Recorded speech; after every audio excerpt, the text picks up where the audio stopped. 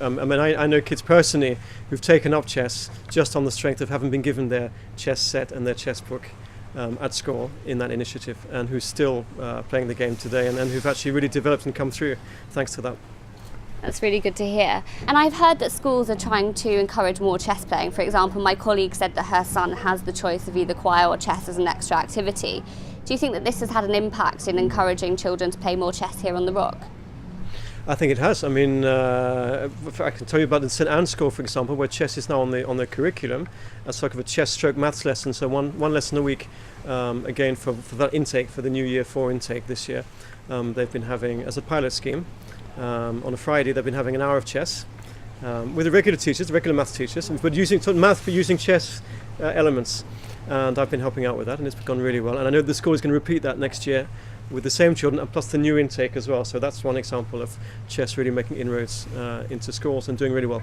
And speaking about encouraging children to play chess, what benefits do you think that it brings? How much time have you got?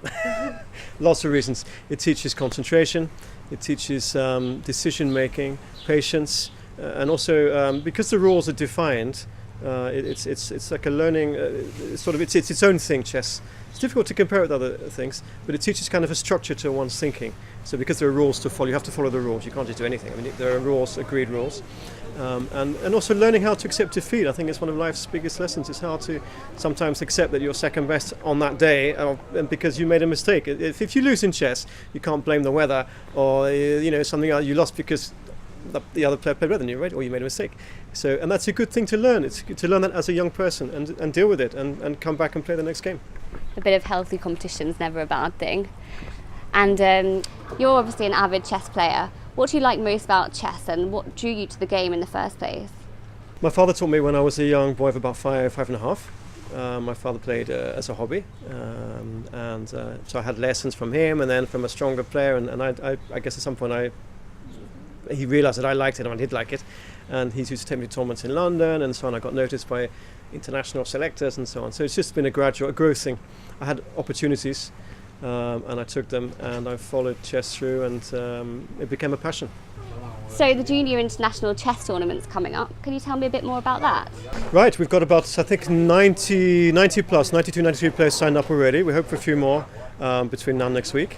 And it's going to be six games of chess. The games are quite slow because they're played with clocks. It's run by international arbiters, which are recognised by the World Chess Federation as being an important event. So everything is according to the proper regulations.